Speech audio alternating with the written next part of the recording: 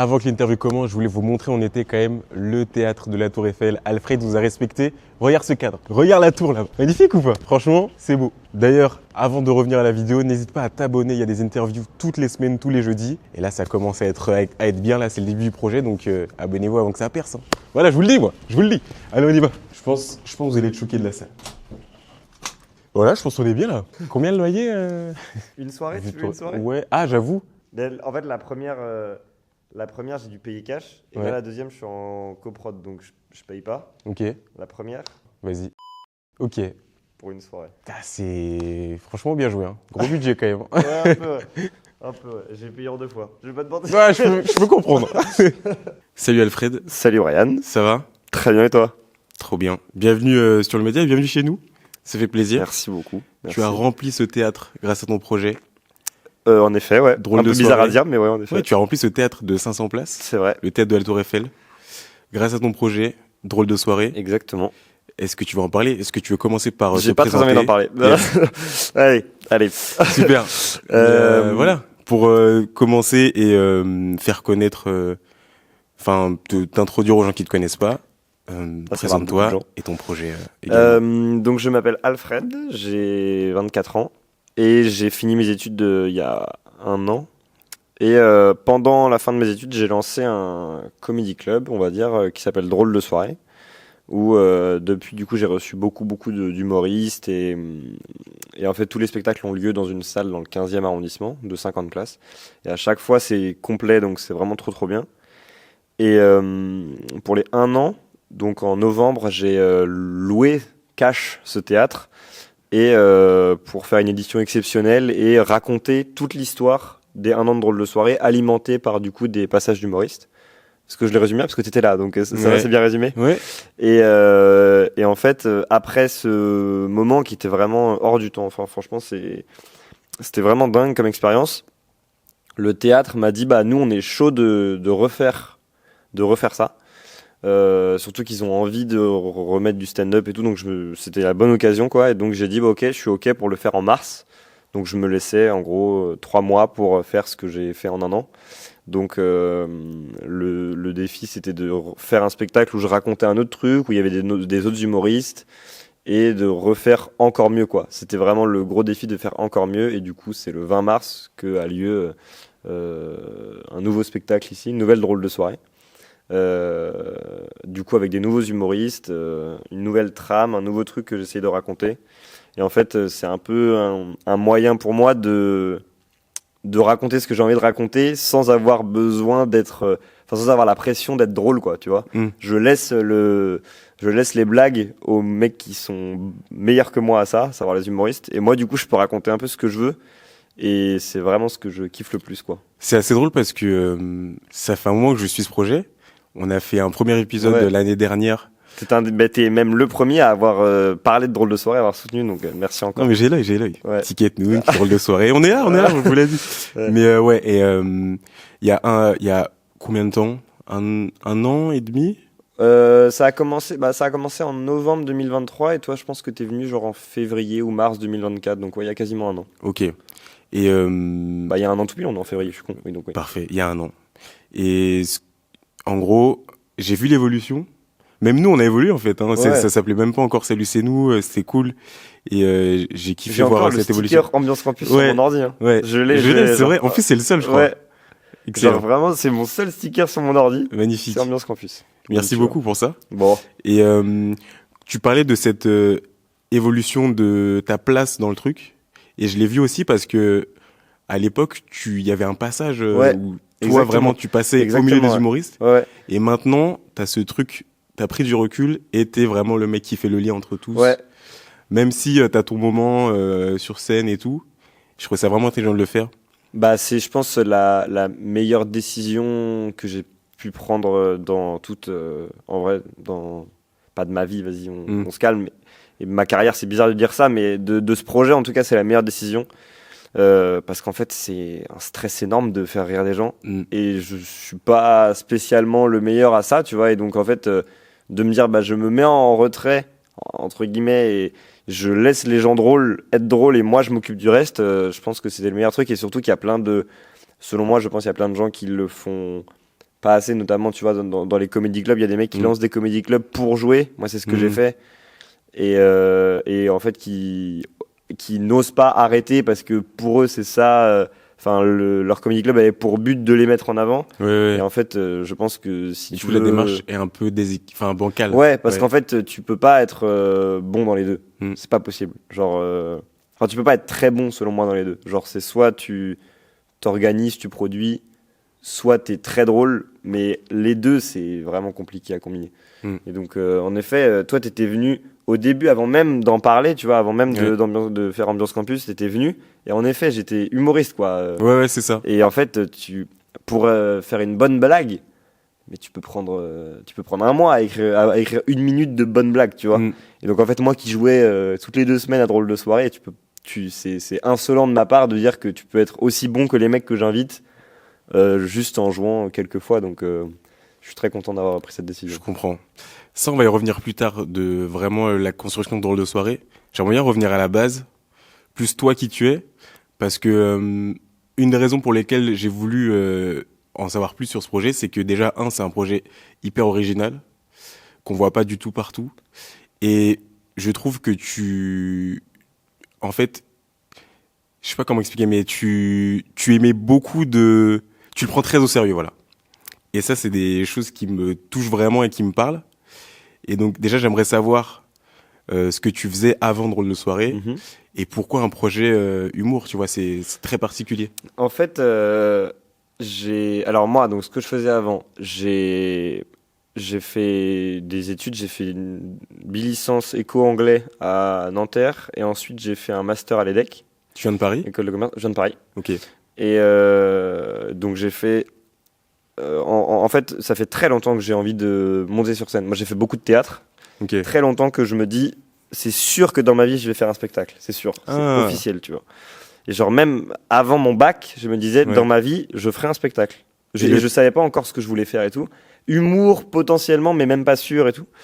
Parce que le théâtre, tu l'as fait très petit, c'est une passion que tu as toi, tes parents, ta famille Du tout. Juste, j'ai commencé à 14 ans, je crois, tu vois. Donc en vrai, c'est pas genre, tu sais, on m'a mis au théâtre quand j'avais 4 ans et tout, tu vois. Et je pense pas être le meilleur acteur de ma génération, tu vois. Juste, j'aimais ça, j'en ai fait.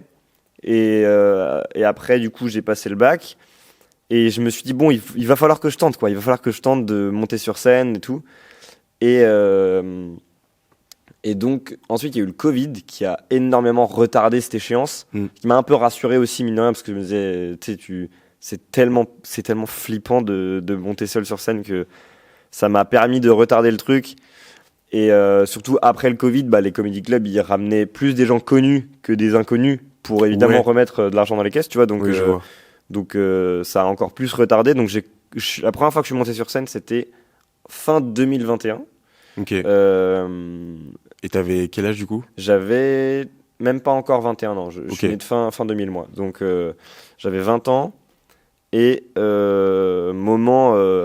c'est très bizarre quoi. En fait c'était sur une péniche dans la cave d'une péniche.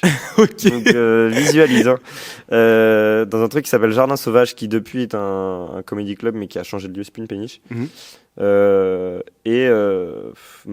fait tout ce processus-là, justement, j'en parle beaucoup dans le spectacle du 20 mars qui a lieu. Je sais pas quand sort l'interview, je sais pas si ça aura lieu avant ou après. Qu'il soit pas sorti. Pas sorti. 20 mars. Après, on peut peut-être voir. Vas-y. Bon, mais donc j'en parle beaucoup en 20 mars. En fait, limite, je peux parler toute l'expérience et tu peux sortir le podcast quand tu veux parce que probablement, ça se trouve, sera complet et au pire, c'est pas complet, c'est pas très grave, tu vois.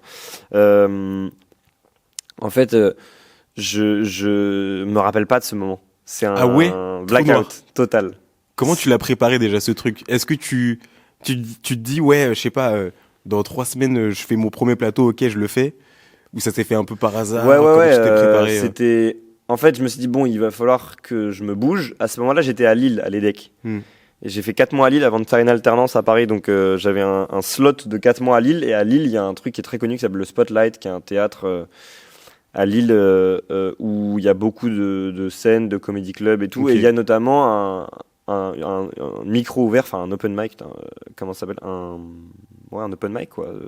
Bon, j'ai pas d'autre mot. Mais l'open mic qui est donc n'importe qui peut venir jouer. Il suffit juste de s'inscrire. Donc je prends une date au Spotlight qui était du coup fin octobre, je me rappelle encore.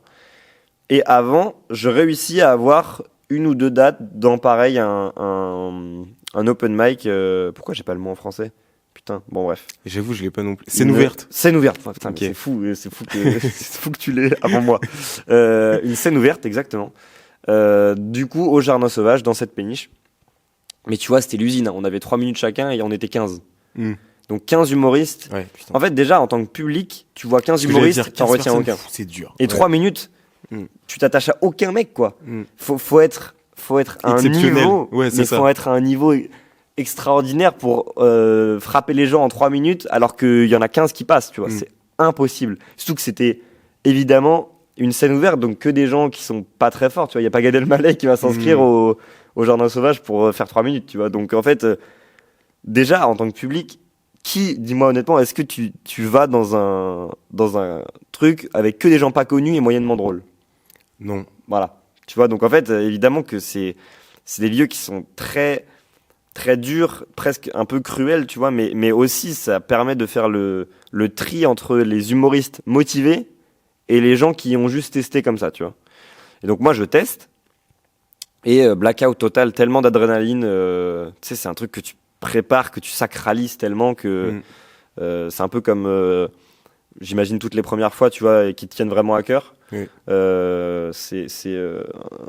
C'était vraiment, je me rappelle même plus de ce que j'ai dit, tu vois. Je me rappelle juste qu'en sortant, il y avait mon ex qui m'avait accompagné et donc je me rassois à côté d'elle et je lui ai dit, je me rappelle encore la phrase, je comprends pourquoi les gens font ce métier parce que c'est le truc le plus addictif que j'ai fait de ma vie. Ok. Genre c'est vraiment Attends, c'est trop bizarre parce que tu te souviens pas de ce moment. du tout. Métier accro. Ouais. Ouais, je sais que je me rappelle de la sensation.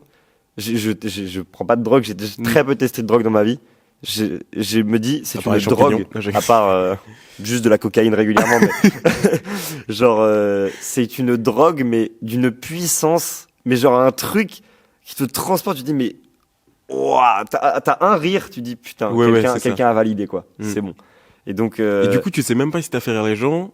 je me rappelle plus. Ton texte. rien. J'aimerais te raconter, je ne C'est peux fou. pas. Je ne Même peux ton pas te texte et raconter. tout, tes blagues. Franchement, je me rappelle plus du tout. C'est fou. C'est dingue. Ouais. Genre, je ne me rappelle pas de ce que j'ai raconté. Je me rappelle jusqu'à la deuxième. Toujours Donc, au même endroit. Ouais, au même endroit. Je fais une blague qui aurait été pas très drôle. Enfin, moi, que je trouvais plutôt bien écrite.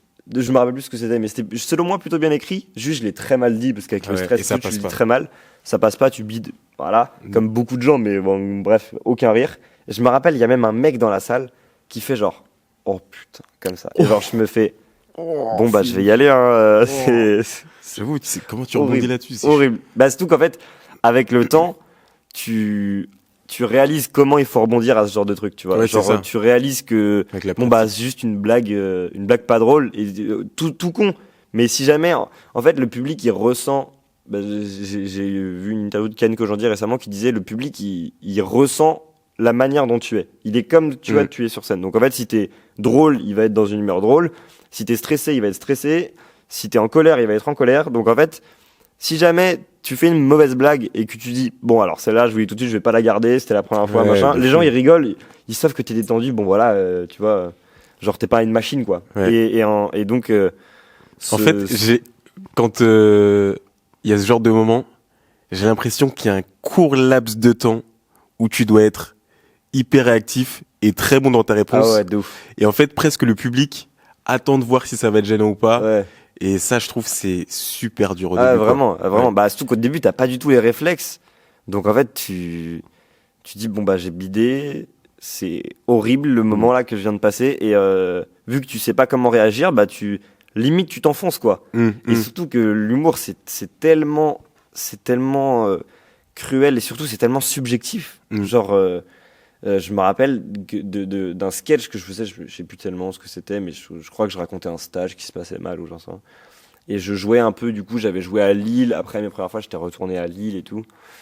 Et à Lille, les gens, ils rigolent, point barre. Tu vois, c'est drôle, ils rigolent. Ok. À Paris, t'as l'impression qu'il y a un filtre d'analyse sur une blague où ils analysent en se disant est-ce que c'est bon, je valide, est-ce que je peux rigoler, et ensuite ils rigolent. C'est une Ah, microseconde, d'accord. mais tu vois, C'est du trop coup, drôle. les gens ils sont un tout petit peu plus dans la retenue à Paris, tu vois. Et donc, je me rappelle que je fais un sketch à Lille. Et à Lille, ça se passe trop bien. Les gens, ils rigolent sous le spotlight. Il y a genre 150 personnes, tu vois. Quand t'es personne et que tu fais très peu de scènes, 150, c'est énorme. Enfin, déjà, pour n'importe qui, 150, ça reste beaucoup. Tu vas faire 150 personnes, ça reste une prouesse. Donc, je fais ce truc à Lille où je me dis, putain, la resta que je suis là, c'est acté, c'est bon, je vais faire ça de ma vie. Les gens ont grave rigolé et tout. Le même sketch à la virgule près à Paris. Un four de 5 minutes, il n'y a pas un rire. Et je me dis, mais pourquoi je fais ça en vrai? Et genre, maintenant que je parle beaucoup avec des humoristes et tout, il y en a plein qui. Enfin, je discutais du coup récemment avec un humoriste qui me disait, il y a des moments, avant de monter sur scène, je me dis, mais pourquoi je fais ça, genre? Alors que le mec, c'est son métier maintenant, tu vois. Mais c'est tellement absurde comme activité, genre, déjà que des gens viennent et payent pour rire. Surtout, c'est marrant parce qu'il y a un sketch, un moment où je disais, en fait, là, ce que vous allez faire, vous allez rire. Votre cerveau, il fait pas la différence entre un vrai rire et un faux rire. Donc, en fait, si jamais je fais ha ha ha, mon cerveau, il va m'envoyer la même drogue que si vraiment il y a un mec hilarant qui me fait rire. Donc, déjà, c'est bizarre de payer pour un truc que tu peux faire toi-même, techniquement. Et tu payes, tu sais, tu payes un mec qui raconte qui dit des mots dans un ordre qui fait que c'est drôle. C'est quand même très absurde. C'est le propre de l'humain. Enfin, tu sais, il y a des trucs où t'as envie de vivre ce moment avec les gens, si t'as une salle remplie, c'est une énergie en fait, tu vois, on vient pour ça. Et ça. même, je pense que il y a 2 jours, j'ai vu Gad Elmaleh, première fois de ma vie que je voyais Gad Elmaleh sur scène, au Dôme de Paris. C'est une leçon déjà d'humanité, parce que le mec, il a tout vécu, et t'as vraiment la sensation que le mec est trop content d'être là, qu'il est trop content d'être sur scène, donc leçon d'humanité, d'humilité presque aussi un peu, même si on était 4000 dans la salle, tu vois. Et leçon de stand-up, quoi, d'humour. Le mec a la capacité de te faire oublier tout ce qu'il y a autour. Et tu sais, il repère un truc chez les gens, et qu'en fait, tu ne peux pas, en voyant Gad Elmaleh, tu peux pas te dire... En fait, tu te dis, c'est Monsieur Tout le Monde, alors qu'il doit être... alors que c'est Gad Elmaleh, quoi. Mais c'est Monsieur Tout le Monde, tellement il repère un truc chez les gens que tout le monde voit autour, tu vois. Et du coup, c'est ce que... À Gad Elmaleh, je me suis dit, ok, c'est ça que les gens viennent chercher en fait dans un spectacle, c'est genre juste de rire vraiment sincèrement. C'est la différence de rire tout seul, tu vois, de faire rire son cerveau. C'est en mode, bon bah t'as un mec qui quand même te transporte, t'emmène autre part. Et moi, c'est ce que j'essaye le plus de faire avec Drôle de Soirée. C'est moi vraiment, les Drôles de Soirée, c'est les meilleures soirées de ma semaine, quoi. C'est à chaque fois, quand je suis sur scène.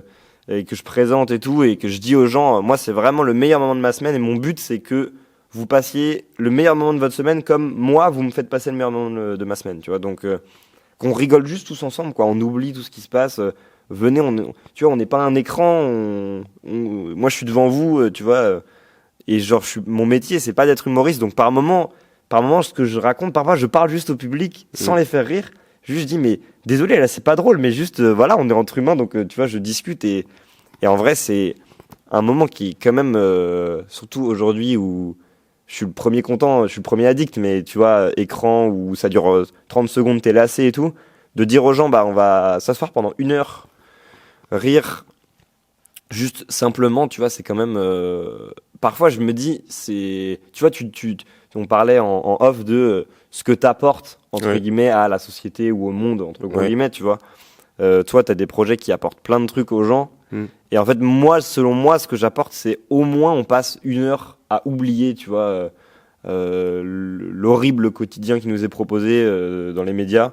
On se dit, bah vas-y, viens, on se tape des barres de 1 heure tous ensemble, quoi. Et moi, du coup, je me mets grave du côté des gens en disant, mais en fait, moi, je suis trop content d'accueillir des mecs parce que je suis fan de ces gars-là, quoi. Genre hier, tu vois, il y en avait une. Et hier, il y avait Hugo tout seul qui est venu jouer, qui fait maintenant beaucoup de stand-up. Mec que je regarde depuis que j'ai 12 ans, tu vois.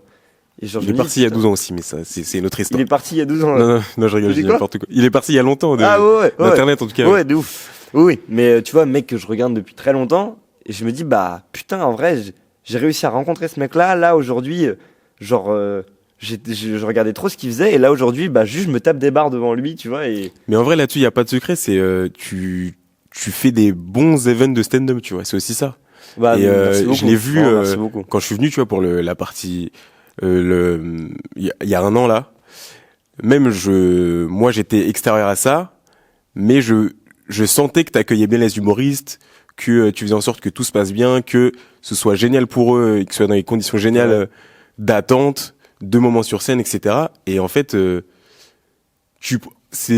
ça va être dit d'une manière très froide des business, mais tu proposes un bon produit aux humoristes. Donc en fait, c'est sur ça qu'ils reviennent. Merci beaucoup, parce qu'en fait, c'est exactement, je pense que c'est ça qui me fait le plus plaisir. Au-delà de, évidemment, les gens qui sont contents de venir et tout, que les humoristes soient contents de venir, c'est ma plus grosse validation, quoi. Parce que si jamais ils sont contents, du coup, ils vont être drôles. Ouais, c'est sûr. J'aimerais bien revenir à la construction. Ouais, pardon. C'est vrai que je me suis écarté là. Et donc, entre ces premières scènes et la première de Drôle de soirée, qu'est-ce qui se passe? Alors, entre ces premières scènes, il y a les effets secondaires de la drogue du début, quoi. À savoir, en fait, c'est dur. Faut passer sa life à contacter des scènes ouvertes pour essayer de jouer. Quand t'es pas connu, tu joues dans des endroits qui sont médiocres, hein, on va pas se mentir. Parce que le but, c'est d'être humoriste pour toi à ce moment-là. À ce moment-là, ouais.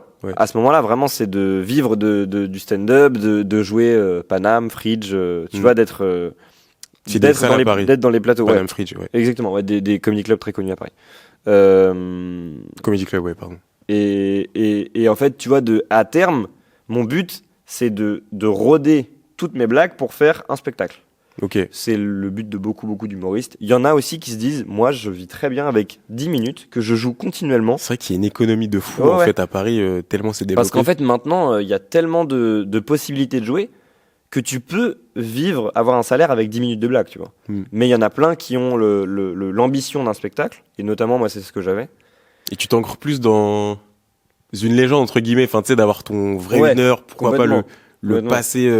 Mais simplement avoir une affiche avec son nom, c'est ça. De jouer devant une heure mais c'est même une question d'ego, hein, tu vois. Récemment, t'as Paul de Saint-Cernin, tu vois qui c'est, qui j'ai vu une interview où il dit je suis convaincu que n'importe qui monte sur scène a c'est parce qu'il a un truc à prouver ou quoi. Ouais, c'est comme faire des vidéos sur les réseaux. Hein. Ouais, probablement, mais tu vois, sûr. Au début je me disais mais grave pas, mec, moi j'aime juste être sur scène et tout. Au final, évidemment que oui, genre évidemment que t'as un truc à prouver, à combler, et donc le pour spectacle. Toi, tu sais ce que c'est ou pas? Ouais, moi je sais ce que c'est. Ouais. Moi mais là c'est presque un peu trop deep. Hein. Non, mais moi ça me dérange pas. Moi ça me dérange pas non plus. Mais moi je suis même curieux aussi de savoir si jamais toi t'as un truc à propos des vidéos. Moi je suis le dernier de ma famille. Tu vois, on est 4 enfants, et étant le dernier, j'ai un peu toujours eu la sensation qu'on me considérait comme le dernier. Mais ça, j'ai réalisé récemment. Que... Le dernier dans tous les sens du terme? Non, oui. pas en mode c'est le plus nul, mais en mode c'est le petit dernier. Oui. Tu vois? On me considère comme le petit dernier. Et en fait, j'ai l'impression de passer ma vie à leur dire, mais regardez quand même, je suis pas petit, quoi. Genre, regardez ce que j'arrive à faire et tout. Et genre, quand je suis le 22 novembre, je monte sur scène. Première chose que je vois, ma famille. Et premier truc que je me dis, j'espère qu'ils sont fiers, quoi. Genre, avant, moi, c'était genre, ouais, j'espère qu'ils ont un peu compris. Ouais. Et j'espère que la veille, chose que je fais rarement, tu vois, mais c'était un moment vraiment très important parce que moi, le 22 novembre, en plus d'être le spectacle, c'était mon anniversaire. Donc, tu vois, tu sais, un peu moment où tu fais un bilan de ton année, de ta vie. Et je fais une lettre à mes parents, chose que je fais jamais. Déjà, chose que je fais jamais tout court d'écrire une lettre, mais je fais une lettre à mes parents en leur disant que, genre, ce que je fais, c'est évidemment pour être fier de moi et voilà, et être content de l'aboutissement du projet, mais c'est juste pour les rendre fiers, quoi. Je pense que quelque part, j'étais en mode de réaliser quand même que même le dernier de vos enfants, il fait quand même des trucs et pourtant, j'ai l'impression que, tu vois, dans ma famille, je suis pas du tout une rockstar, tu vois, genre je monopolise pas du tout plus l'attention que ma sœur ou mon frère, ou tu vois. Ce qui serait spécial d'ailleurs. Ouais, ce qui serait très spécial. Ouais. Et j'ai pas du tout envie de ça. Mais parfois, j'ai un peu envie de dire à mes parents, mais vous réalisez quand même ce que j'ai réussi à faire, tu vois, genre je suis le plus jeune et genre je veux juste vous dire, regardez quand même.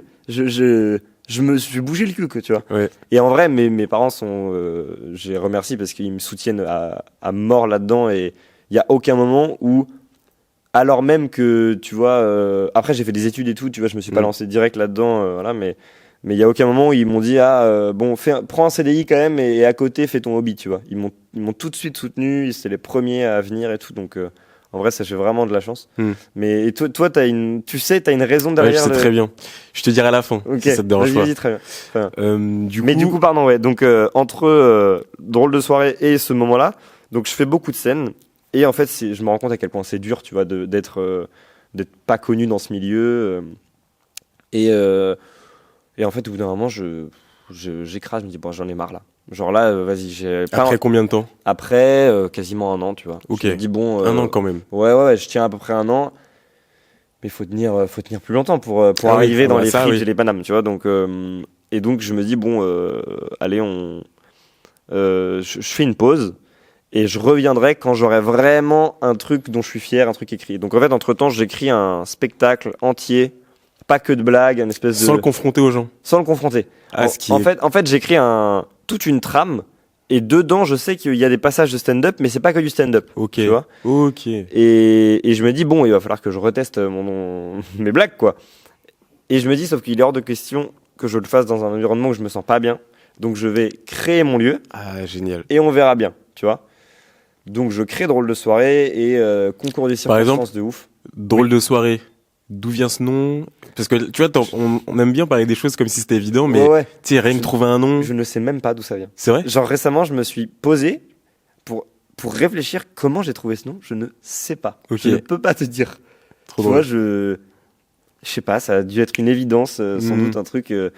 Bon bah voilà, Drôle de soirée, voilà quoi, c'est comme ça. Et d'ailleurs marrant parce que donc moi je m'appelle Alfred, il y en a quand même très peu. Il y en a très peu dans l'humour et il y a un autre Alfred dans l'humour qui s'appelle Alfred H, que j'ai pas vu depuis 1000 ans. On a joué une fois ensemble en 2021 et sinon je l'ai pas vu, mais je le salue si jamais il passe par là. Qui a un spectacle qui s'appelle Drôle de vie. Donc en vrai, pour le il y a un coup, truc avec ça doit Alfred, être le drôle symptomatique des Alfred. Mais ça donc je part sais pas peut-être d'où du ça drôle vient. de prénom aussi. En effet, ouais, ça doit être ça. Franchement, c'est possible. Et donc, je me concours des circonstances. J'allais très souvent dans un bar avec des potes dans le 15e. C'était typiquement à l'époque où je voulais monter mon truc. J'en parle au mec du bar. Et au début, mon objectif, c'était de le faire dans le bar. Mais en fait, ça aurait été un peu comme ce que je reprochais au Comedy Club d'avant, à savoir probablement un micro qui marche pas. Tu vois, ne serait-ce qu'il n'y ait pas d'éclairage, tu vois, c'est un peu... Ça met moins dans le mood de rire, tu vois. Et par chance, en face de ce bar-là, t'as un studio d'enregistrement, vidéo, son, avec un bête d'écran, il a assez de chaises, et il a des palettes pour faire une scène, et un micro. Et donc, bref, on s'arrange, on se rencontre, et je lui dis, bon, tu me mets juste à disposition de ta salle, je m'occupe de tout. Je te ramène les humoristes, je te ramène le public, je m'occupe de tout. Et ça n'a pas arrêté du coup depuis 1 an et demi, quoi. Et donc je remercie infiniment. Attends, le mec a dit oui tout de suite? Ouais, en fait, le mec il était à la recherche. Le studio, je vais quand même le citer, il s'appelle Is On Air. Si jamais vous êtes un professionnel et que vous cherchez un studio vidéo, son, c'est vraiment trop stylé, quoi. C'est magnifique comme endroit. Ouais, j'ai fait la visite du coup quand j'étais venu. C'est trop cool et surtout le mec fait en sorte d'avoir du bon matériel, il fait des mises à jour de trucs et tout, c'est vraiment cool. Un bousillé de technique, donc dès que je reviens, il a une amélioration. Quoi. Genre, et en fait, lui, il était à la recherche de projets pour montrer que son studio peut être utilisé de plein de façons différentes. Donc je suis arrivé pile au bon moment où je lui ai dit, bah moi j'aimerais bien monter un truc de stand-up, de comedy club. Il me dit, ouais, bah très bien, moi je suis chaud d'avoir des spectacles ici, j'ai de quoi faire. Je dis, ok, bah parfait, et donc on s'est arrangé comme ça. T'as rien payé? Je le paye à chaque fois, mais je le paye rien par rapport à ce que son studio vaut. Parce qu'il y avait cet échange aussi un peu bons procédés, de démos. Moi, je le mets en avant autant que je peux. Et du coup, maintenant, on s'arrange autrement. On bosse aussi avec lui sur certains trucs et tout pour compenser le fait qu'il nous met à disposition son studio, tu vois. Et donc, ça vient comme ça. Et on est du coup début novembre 2023. Donc, tu vois, j'ai pas joué pendant 1 an, quasiment, tu vois, parce que j'ai arrêté courant 2022 et je reprends en 2023. Et donc, ça fait 1 an que j'ai pas joué quand je remonte sur scène. Et je me dis, bon, je ramène des gens que je connaissais d'avant, tu vois, des humoristes où je sais qu'ils vont être drôles. Et moi, je retente de jouer. Et en fait, à ce moment-là, j'avais une mini, mais vraiment mini, hein, mini comme ça, hein, notoriété, parce que j'avais fait quelques vidéos qui avaient marché, donc j'avais genre 4000 abonnés, tu vois. Et pourquoi t'avais fait des vidéos? Alors, à la base, c'est confinement, je m'emmerde, et je me dis, bon, j'ai toujours eu envie de faire des vidéos, je sais même pas pourquoi, ça probablement aussi pour la volonté d'exister, tu vois, mais... Après, c'est un truc générationnel aussi. Ouais, Hein. ouais, vraiment, évidemment. Faire des vidéos, c'est... Je pense que si t'es né en même temps que nous, t'as forcément fait une vidéo Minecraft, une vidéo truc, enfin c'est trop drôle. Ouais, vraiment. Tu t'es forcément exercé dans ta chambre à faire une intro YouTube. Exactement. Ça c'est fou. Ouais. Du coup, il y a même plus ce truc de ça vient de non, en fait, c'est juste un truc qui fait partie de nous quoi. Évidemment. C'est des refs. Exactement. Ouais. Je pense que c'est exactement ça. Et moi à ce moment-là, c'était vraiment le confinement, donc la mode des mecs qui font des vidéos d'humour, de filtres. Moi bousillé par un mec qui s'appelle Vincent Levray. Je sais pas si tu vois qui c'est, mais ah oui, je vois. Un mec mais à pleurer. Très expressif et tout. Ouais, je vois. Qui se déguise, tu sais, pour faire ses vidéos, qui se met une pince à linge en guise de boucle d'oreille, et donc le mec est très très drôle. Par Jérémy Nadeau, tu vois, youtubeur qui est passé stand-upper maintenant. Ok. Et qui vraiment fait des vidéos aussi, des reels, TikTok et tout, à pleurer de rire. Et donc à ce moment-là, je suis vraiment à fond dans ce truc-là. Je me dis bon, vas-y, je vais en faire. Et je suis encore dans putain, mais donc là, tu le fais sans arrière-pensée, vraiment. Ouais. Ok. À la base, ouais. Pendant le confinement, limite arrière-pensée négative en mode putain, mais les gens vont me juger quoi. Ah oui. Et je me rappelle, confinement, j'ai 300 abonnés. Hein. C'est mes potes quoi. C'est un Insta de mecs privés, de mecs normal, voilà. Donc je fais mes vidéos. Et qui sont toutes archivées aujourd'hui parce que c'est bien gênant. C'est bien gênant. J'ai bien envie d'en voir quelques-unes. Vas-y, si tu veux, je te montre. Vas-y. Je sais pas si elles sont supprimées ou archivées, mais si tu veux, je t'en montre. Vas-y. Mais en fait, même, j'en ai revu. Il y a des idées qui sont bonnes, mais il y a un cruel manque de rythme. Gars, fais des cuts, quoi. Okay. S'il te plaît, enlève-moi ces blancs et t'es gênant, là, vraiment. Et du coup, et même surtout, c'était il y a 5 ans, et donc, déjà que je fais très jeune, mais là je fais encore plus jeune, donc on dirait juste un mec de 15 piges qui fait des vidéos alors que j'en ai 20, tu vois, mais bref. Et donc bref, mais tu vois l'innocence du début, quoi. Et donc je fais ça, et après je continue d'en faire, et il y a un moment donné, une vidéo, donc je gagne 1000 abonnés en 3 ans, hein. Donc tu vois, j'ai pris mon temps, hein, franchement. Franchement, on est pas sur un buzz. Hein. Mais c'est aussi pour ça, tu vois, pour dire que il n'y a pas besoin de... Selon moi, mais après je pense qu'on y viendra, mais il n'y a pas besoin d'être connu ou d'avoir une raison valable pour commencer un projet, quoi. Ah oui. Il faut surtout pas attendre, il faut entreprendre. Mais la seule raison valable, c'est que t'en aies envie. Ouais, vraiment, voilà, exactement. Vraiment, ouais. Exactement.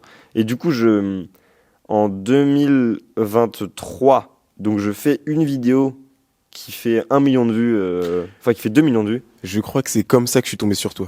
C'est possible parce qu'en vrai, c'est genre comment j'ai monté une soirée nanana. Ah non, c'est okay. non ça moi quand je parle de genre de soirée en général ça buzz pas. Ah ouais, mais attends. C'est un truc de sans alcool la fête est plus folle et je dis et en gros à ce moment-là, j'avais arrêté l'alcool et je fais une blague en mode sans alcool la fête est vraiment pas plus folle et je fais une liste de pourquoi c'est vraiment pas ouf de pas boire, tu vois. Okay. Mais donc vidéo de gros cons machin et du coup surtout vu que ce qui marche sur les réseaux, c'est les avis très controversés ou les avis un peu désastreux et tout, t'as plein de gens, t'as eu une guerre dans les commentaires en mode, mais mec, vous savez pas vous amuser sans alcool, etc., machin, alors que justement, je me marre en disant que non, je ne sais pas, c'est une blague, etc. Il y a plein de gens, au contraire, qui font une blague en mode sans alcool, la fête est molle, sans alcool, machin. Donc t'as à la fois les alcooliques et à la fois les alcooliques. On rigole pas avec ça, mais tu vois, les gens qui sont d'accord avec moi, et les gens qui trouvent ça désastreux qu'un mec pense ça et tout. Ouais. Et du coup, ça a fait exploser la vidéo. Enfin, exploser. Tu vois, j'ai fait 2 millions de vues, tu vois, dessus. Ce qui était pour moi, mais colossal, abyssal comme score. Tu vois. C'est ce qu'il est encore, en vrai. Ouais. Genre, je ne réalise pas. Parfois, je me dis, mais il y a vraiment 1 million de personnes qui ont vu ma gueule parler de ça. Ouais. Genre, mec, bizarre, tu vois. Et donc, ce truc-là m'amène 3000 abonnés en plus. Donc, j'ai 4000 abonnés. Ok. Et ces 4000 abonnés, je lance Drôle de soirée grâce à eux. Et c'est complet grâce à eux au début, parce que j'avais pas mal teasé en story le fait que j'allais remonter sur scène, vous êtes pas prêts, le projet arrive et tout. Tu te rendais compte de pourquoi les gens étaient abonnés à toi, du coup. Ouais. Et tu savais que ce projet-là allait leur plaire. En tout cas, qu'ils avaient un attrait. Ouais, parce que Josh Tootcon, à un moment, j'ai mis une story avec marqué juste un blanc et genre un Google Doc avec marqué spectacle Alfred Châtillon 2024, je me rappelle. Et j'avais eu beaucoup de likes sur la story. Et donc je me dis bon, visiblement, il y a quand même un attrait où les gens ont un peu, je pense que, et même quand t'annonces un truc au début, c'est forcément complet, c'est ensuite que c'est compliqué de remplir. Mais Ah ouais? Ouais. Ok. Il y a un gros souci de remplissage. C'est la première fois que j'entends ça. Mais après, la ça va première durer fois, 1h30, c'est bon, tu feras des cuts, hein, tu couperas, mais. Ah, il y a des épisodes, il faut 1h15. Hein. Ah bon, bah, Ouais, parfait. ça marche très bien. Mais tu vois, genre, Mais attends, donc- mais du coup, c'est intéressant parce que ce qui est drôle, c'est que t'étais quand même aligné avec les gens dans le sens où ils sont abonnés à toi parce que ils te trouvaient drôle. Ouais. Ouais. Ou aussi à ce moment-là, bah, du coup, à ce moment-là, tu reçois aussi grave des messages. Et moi, du coup, pas mal de messages de meufs ou de gays Ok. qui sont intéressés qui te trouvent drôle, mais pas que. Et du coup, en fait, mine de rien, ça reste un public, tu vois. Donc, en fait, Ouais, je vois. si jamais, c'est pour ça que sur les vidéos, j'essaye de pas non plus mettre une sale gueule et tout, parce que je me dis, si jamais il y a même 10 personnes qui viennent parce que elles me trouvent beau gosse, bah, c'est 10 personnes en plus, tu vois.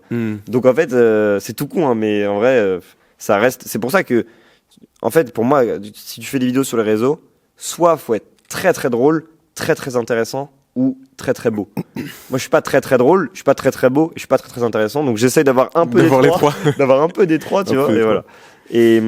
Et donc, drôle de soirée au début, ça complète. Comment l'édition comme ça. 1 se fait? Comment tu l'as?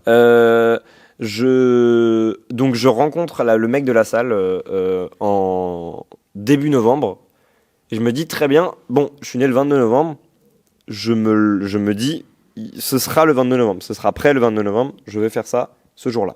Le défi, c'est du coup en 3 semaines, je dois tout créer, créer une DA, etc. machin. Au début, je crée une première affiche, premier truc et tout, Toi-même? moi-même, que je montre à mes potes et ils me disent ouais, ça va, c'est cool.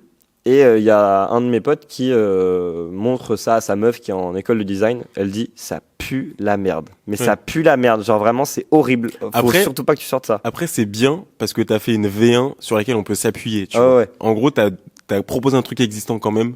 Et ça, Mais même j'ai revu récemment le truc. Qu'est-ce ah, que faut que c'est tu l'envoies moche. pour qu'on la mette à l'écran quand même. Vas-y. Tu sais quoi? J'ai essayé de la Faut retrouver voir l'évolution. et je ouais. te la mets. Mais c'est horrible. Mais j'avais fait ça sur le PowerPoint de Apple, donc à savoir Keynote. Ok. Mais tu sais, j'avais fait des formes moi-même et tout. Mm. J'avais essayé de faire une espèce d'ambiance un peu bistrot et tout, mais dégueulasse. J'ai trop hâte de voir. Dégueulasse. Vraiment dégueu, genre. Mais c'est bien, Y a rien. T'as utilisé les outils que t'avais et Ouais, tout. ouais, mais surtout que, truc tout con, mais tu vois, j'avais mis les informations, genre heure, date, Mm. etc., en tout petit en bas. Ouais. Mais gars, tu n'as un seul truc à montrer, c'est le nom et les infos. Ok. Ouais. Qu'est-ce que tu te fais chier à faire un gros design de mauvais bistrot et tout? Genre vraiment un truc moche que j'avais vu sur, je sais plus, genre un compte Insta en mode ah, c'est stylé comme design, je vais essayer de le refaire Ok. moi-même, mais trop moche. Et donc, je pense que j'avais besoin que quelqu'un me dise c'est moche. Donc, Mm. je me réveille un matin, c'était genre 2 jours avant que j'annonce. Je me réveille, je me dis, bon, vas-y, je refais toute la DA. Et donc, en fait, tout con, mais j'ai mis un fond en brique bleu, des lettres en néon et les infos en gros. Et du coup, c'est resté un peu comme ça. Après, on a stylisé le logo depuis, etc. Machin, mais... Ça marche bien, hein, je trouve. Ouais, bah, en fait, c'est simple, efficace. Et Antoine, qui maintenant bosse avec moi, qui du coup, lui, a toutes les casquettes, graphiste, monteur, réalisateur, cadreur, tout. Il est Ingénieur là du depuis son, le tout. début dans Drôle de soirée. Il est arrivé en cours de route, mais pour une autre raison, mais si tu veux, je développe après. Vas-y. Et donc, lui, après, il a refait le logo, mais donc au début, tu vois, c'est juste les infos basiques, tu vois, truc basique, hein, des briques. J'ai pas inventé l'eau chaude. Comedy Club briques, en général, c'est très vite fait, le rapprochement. Et donc, ça part sur ça. J'annonce le truc, et c'est pris très vite, en vrai. Genre 50 places sont prises en 30 minutes, tu vois. Ce qu'on n'a pas dit, c'est que c'est gratuit tes soirées. hein. Oui, c'est gratuit. Ouais. C'est ce qui se fait dans beaucoup de comedy clubs. Ah d'accord, je savais pas. Enfin, dans beaucoup de plateaux. En fait, moi, techniquement, ça s'appelle un plateau, ce que je fais. Mais juste un plateau, personne comprend, donc je dis comedy club. Mais un comedy club, c'est Paname, Fridge ou quoi, c'est un truc que tu peux trouver sur Google Maps. Un lieu qui a le nom du truc. Tu vas dans le lieu, c'est le Paname. Moi, mon lieu, tu vas au spectacle de rôle de soirée, mais le lieu, c'est le studio Is On Air, en l'occurrence, que tu peux trouver sur Google Maps. Moi, tu peux pas me trouver sur Google Maps parce que ça m'appartient pas, le lieu. Donc, je dis comedy club, c'est beaucoup plus simple. Mais pour beaucoup de plateaux, l'entrée, elle est gratuite et la sortie, elle est au chapeau. Donc, les gens donnent ce qu'ils veulent. Et moi, j'ai beaucoup travaillé mon discours. T'attendais au PayPal aussi. Ouais, j'ai un QR code parce que les gens n'ont pas forcément de liquide, mais j'ai beaucoup travaillé mon discours pour donner envie aux gens de donner, parce qu'en fait, il faut que la soirée soit à l'équilibre, il faut rémunérer décemment les artistes et tout, donc j'ai pas mal bossé ça pour faire en sorte que les gens donnent quand même suffisamment à la fin. Pas des grosses sommes, tu vois, mais suffisamment. Comment t'as convaincu les artistes pour qu'ils performent à ta première soirée, tu vois? Bah, c'était des gens que je connaissais d'avant et je leur ai dit fais-moi confiance, ce sera complet, ça va être cool. Et en fait, c'est des mecs qui sont tout le temps en recherche de jouer, tu vois. C'est tout le temps des mecs qui veulent tester leur van et tout. Et donc, j'ai eu de la chance qu'ils m'aient fait confiance. Surtout que c'était 4 mecs trop drôles, vraiment, que je salue encore. Vraiment. Tu veux donner les noms d'ailleurs? Tristan Pierre, Enzo Ricci, Faïk et Tom Boudet, qui sont 4 mecs très installés dans ce milieu. Tristan Pierre, Enzo Ricci, Tom Boudet. Les 4 ont un spectacle, en fait, j'allais faire le listing, mais les 4 ont un spectacle. Faïk, à côté, il fait aussi du piano, etc. Tom Boudet, il a fait Comédie Classe. Maintenant, il est très reconnu. Il a un spectacle. Je crois que je vois qui c'est, il est très drôle. Tom Boudet et Tristan Pierre, les deux étaient au 22 novembre. Ouais. Donc, c'est vraiment que des points sûrs, quoi. Des mecs vraiment très drôles. Donc, j'ai eu trop de chance. Dès le début, j'ai eu trop de chance sur la programmation. Et tu les connaissais parce que tu avais fait les plateaux avant? Exactement. Grâce à cette expérience, ok. Et donc, Tristan, Enzo, c'est des mecs avec qui j'ai commencé. Et qui maintenant sont installés totalement dans le milieu et tout. Donc, tu vois, potentiellement, si j'avais continué, si je m'étais arraché, ça se trouve, parfois je me dis ça se trouve, je serais beaucoup plus connu que maintenant parce que j'aurais fait des vidéos, ça se trouve, qui auraient explosé sur scène. Et donc, je serais devenu un humoriste, tu vois, si je m'étais accroché. Mais je vois pas ce futur-là parce que je m'épanouis pas assez en faisant des blagues pour, je pense, tu vois, avoir continué dans cette route-là. Et donc, le début, ça se met en place comme ça. La première soirée, c'est trop cool. Et je me dis, c'était dingue, c'était extraordinaire, je ferais pas mieux. C'était claqué par rapport à ce que je fais maintenant, tu vois. Et donc, c'est pour ça qu'en fait... Et tu vois, j'ai commencé une soirée par une soirée, tu vois. Et en fait, je sais même pas si j'allais en faire beaucoup. Hein. Mais c'est pour ça que je pense qu'il faut surtout pas que Mais la phrase d'Orelsan qui dit, si tu veux faire des films, t'as juste besoin d'un truc qui filme, que tu peux appliquer à n'importe quel domaine, en vrai. C'est tellement vrai, mais c'est tellement cliché, mais c'est tellement vrai parce que pour moi, ça n'est pas une excuse de ne pas avoir les moyens. T'as forcément moyen de moyenner quelque chose. Si tu veux faire, je sais pas moi, j'avais rencontré quelqu'un qui voulait faire une expo de photos. Ouais. Mais qu'est-ce que t'attends ? Qu'est-ce que tu attends ? Tu contactes des artistes photos. Ils seraient ravis de sûrement mettre en exposition leurs photos. Toi, tu contactes un bar, tu lui dis je ramène des gens. Si c'est que tes potes, c'est pas grave. Le bar, il sera content d'avoir du passage. Par contre, la V1, elle existe et ça change tout. Mais ensuite, vraiment. Et au moins, tu as un point d'accroche, de dire qu'est-ce que je peux améliorer. Mais et surtout, tu peux le montrer ensuite que tu l'as fait. Tu vois, à ce moment-là, tu prends des photos, tu prends les retours des gens qui étaient là. Et surtout qu'aujourd'hui, où c'est une époque où j'ai l'impression que ça. Moi, du coup, j'ai pas cherché de taf depuis 3 ans, tu vois, depuis mon alternance, mais ça a l'air horrible de trouver un taf. Ouais. N'importe quelle expérience, je pense, est bonne à prendre sur un CV. Donc, en fait, bouge-toi, quoi. Et c'est aussi pour ça que je fais ce média, c'est pour montrer aux gens. En gros, c'est pour essayer de montrer tous les aspects de monter un projet. Même si à la fin, t'es quand même salarié dans une boîte, tu vois. Ouais. En fait, monter un projet, ça te permet d'avoir une expérience qui te différencie par rapport à quelqu'un qui a le même diplôme que toi. Ça te permet de plus te comprendre pour savoir ce que tu veux faire ou non.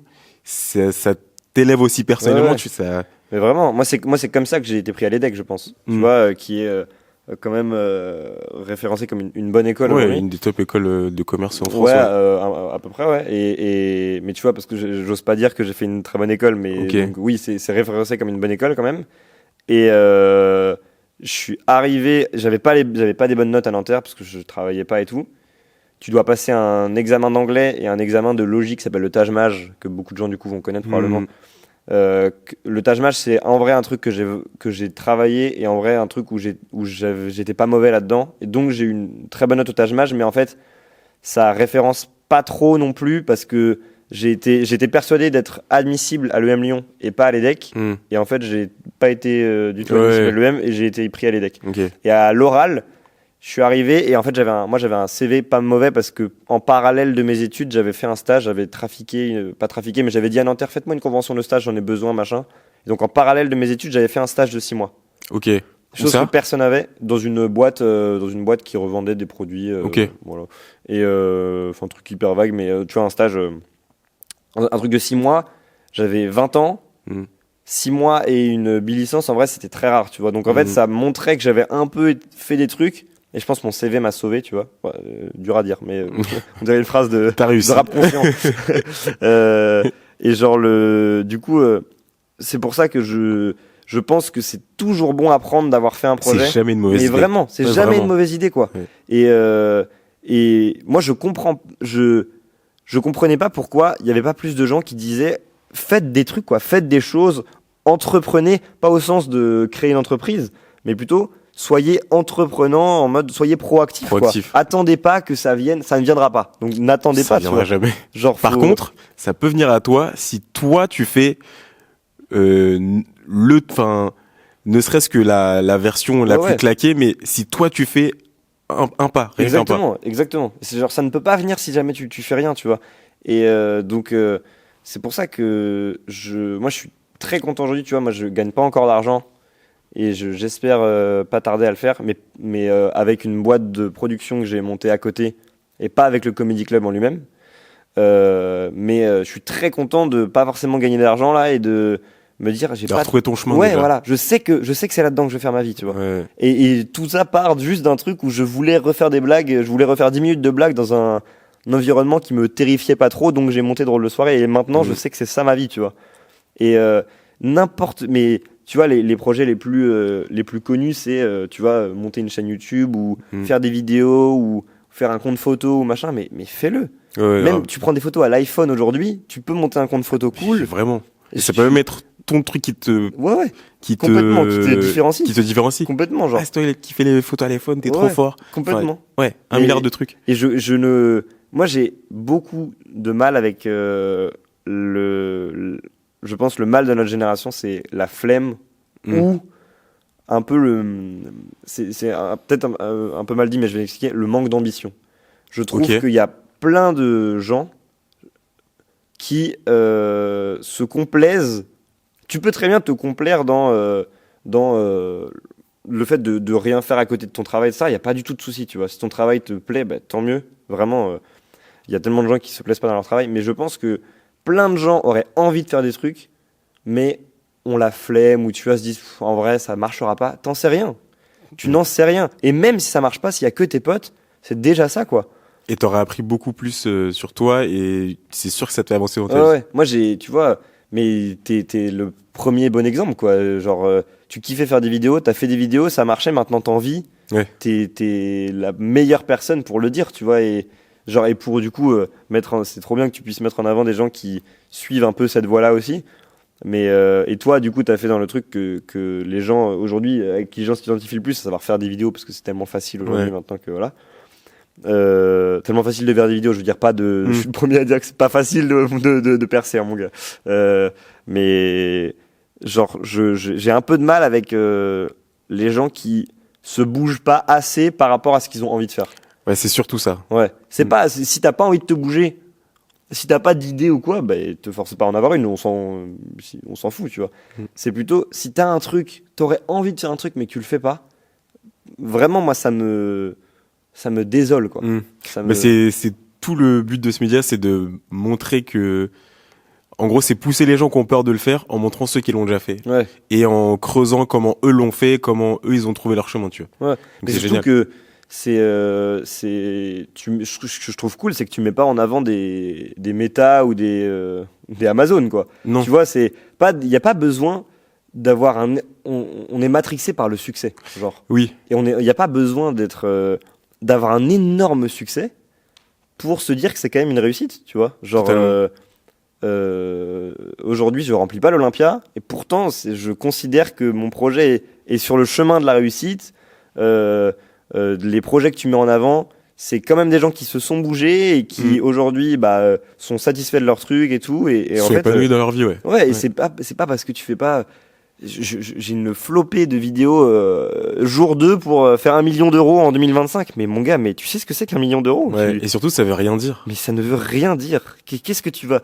Encore, tu me dis jour 2 pour construire une maison. Ouais, Ah bah là, vas-y, ouais. je regarde Bon, tout, frère. Ah, vraiment, oui. Je Mais tu m'abonne. vois, il y a, on n'est pas, aujourd'hui, on est déconcentré des vrais objectifs, tu vois. Ouais, Aujourd'hui, vraiment. c'est jour 1 pour faire 100 000 abonnés sur YouTube, jour 1 pour faire 1 million d'euros. Et en fait, c'est des mauvaises métriques parce que quand tu vas y arriver, bah, t'auras plus de sens à ta vie, Ouais, tu vois. vraiment. Et ça va servir à rien. Et tu vas te rendre compte qu'en vrai, faire 1 million d'euros à l'année, c'est plus un problème qu'autre chose. Si ton problème, c'est juste faire 1 million. Ouais. Par contre, si avec tes projets, tu fais 1 million à l'année, bah, c'est une conséquence d'un bon projet, d'un truc que tu veux apporter au monde, d'un truc qui vient de toi. Mais Ça, je ça pense change que tout. c'est un truc qu'il faut limite, selon moi, mettre davantage dans l'éducation. Parce qu'aujourd'hui, on est tellement éduqué par les réseaux que. Mais ça fait peut-être un peu boomer ce que je dis, ça se trouve. Mais pour moi, on est tellement éduqué par les réseaux que. Et dans l'éducation, personne ne nous dit. La réussite ne passe pas que par l'argent, quoi. Ouais. Tu vois, moi, je considère pas que j'aurais réussi ma vie si je deviens millionnaire. Genre, pour moi, réussir sa vie, c'est propre à chacun, évidemment. Il y a des gens pour qui réussir sa vie, c'est être millionnaire. Moi, je trouve pas du tout, tu vois. Réussir ma vie, c'est, je sais pas moi, avoir des enfants et qu'ils soient le mieux éduqués possible et qu'ils soient en manque de rien. Là, je me dis, ok, j'aurais réussi ma vie. Ça passe sans doute par avoir les moyens de le faire, tu vois, financiers, je veux dire, mais. Mais là, du coup, ça change tout de suite la vision que t'as de Ouais, l'argent, ouais, du coup. tu vraiment, vois. ouais, complètement. C'est beaucoup plus simple, je Et trouve. genre, enfin, tu vois, tous les gens qui se mettent des objectifs. Mais même récemment, tu avais fait une vidéo où, je crois, on t'avait dit oh là là, tes contours ou un truc comme ça, et Ah que oui, tu oui, oui. remettais la pendule à l'heure en mode, mais ton problème dans la vie, c'est vraiment mes contours. Ouais. Et j'ai trouvé ça brillant comme vidéo. Je me dis, mais t'as vraiment que ça à faire dans la vie. Et c'est surtout, en fait, aller chercher l'apparence de la personne, alors que, un, c'est pas son sujet, deux, il y avait aucun rapport. Mais vraiment. Et il y avait ce truc aussi de être beau sur les réseaux, qui me faisait un peu chier. Et en fait, c'est un truc qui revenait beaucoup. Et j'ai dit, bon, vas-y, là, on va en parler. Ouais. Et en fait, c'est un truc où je me dis des fois, je sais pas comment les gens me perçoivent, tu vois, parce que je suis un mec sur Internet good vibe, je partage des bonnes adresses, des bons trucs et tout.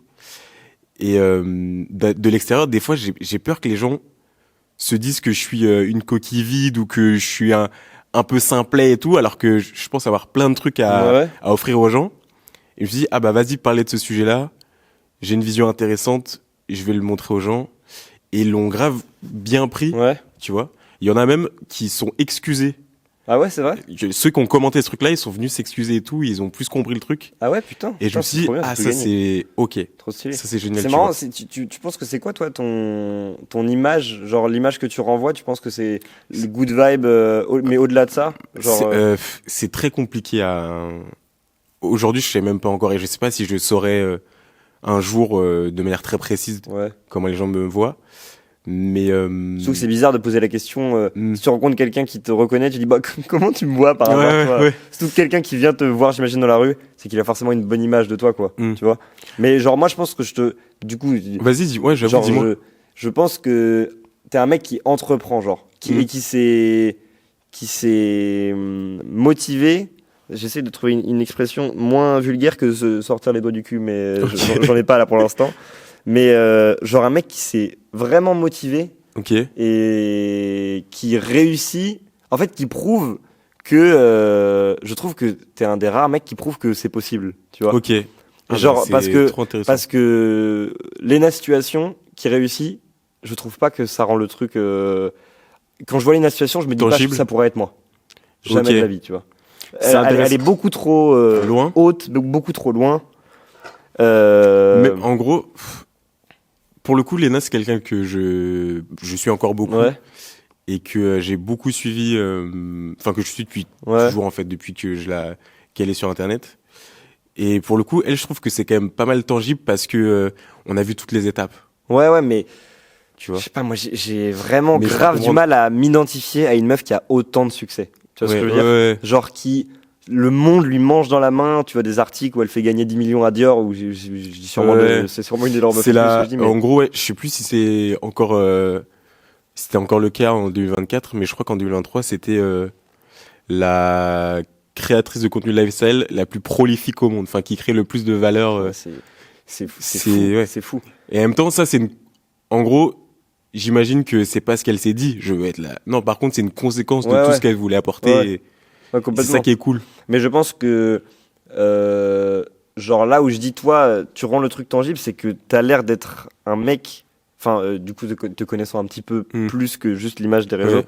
Je dis t'as l'air parce que c'est l'image que j'avais sur les réseaux. T'as l'air d'être un mec assez simple et qui selon moi, se réjouit des choses plus simples. Tu vois, je trouve Ok. que typiquement, t'as fait une vidéo sur j'ai un appart, je suis enfin parti de chez ma mère et tout. Mais oui, en effet, faut se Ouais. réjouir Ah oui. abondamment d'un truc comme ça, genre de réussir à payer son propre loyer Grâce à Internet. grâce à Internet, grâce à Ma passion grâce à ta première. passion, etc. C'est un énorme exemple et je trouve que aujourd'hui, on les influenceurs les plus suivis banalisent trop les trucs comme ça, Ouais. selon moi. Genre, Et bah j'ai eu ce truc là avec mes potes avec qui je parle tous les jours, Théo, Paul Ouais. et tout. Et en fait c'est drôle parce qu'on est dans un entre-deux dans le sens où on est quand même matrixé par les chiffres, faire des vues, gagner de l'argent et tout. ouais, mais c'est parce que c'est aussi. Mais ça fait partie de la vie. Ça fait partie de votre entreprise entre guillemets. Ouais. Tu vois, c'est. Et de l'autre par contre, il y a un truc où faut qu'on prenne du recul et qu'on se rende compte que c'est fou ce qu'on vit à l'âge qu'on a, que on est quand même à un stade hyper avancé pour l'âge qu'on a, niveau avancé dans la vie, argent qu'on gagne, maturité, et en fait, il faut prendre du recul et tu te rends compte que c'est trop bien, Ouais, tu vois. vraiment. Mais ne serait-ce que, je sais pas moi, ne serait-ce qu'être invité par une marque à un événement. Moi, je l'ai jamais été, mais parce que si moi, je me positionne pas comme créateur de contenu à Oui, proprement c'est ça, parler, c'est vrai tu que c'est vois, différent. mais je trouve que c'est une réussite de ouf, quoi. Si tu t'intéresses assez une marque Ouais. qui gagne son propre argent pour qu'elle mette de l'argent en toi, Ouais. je trouve ça, avoir C'est ça. une OP avec une marque, c'est un signe de réussite énorme, en fait. C'est revenir à ces basiques là, Ouais, qui sont on fous. se rend pas compte. On se rend pas compte, quoi.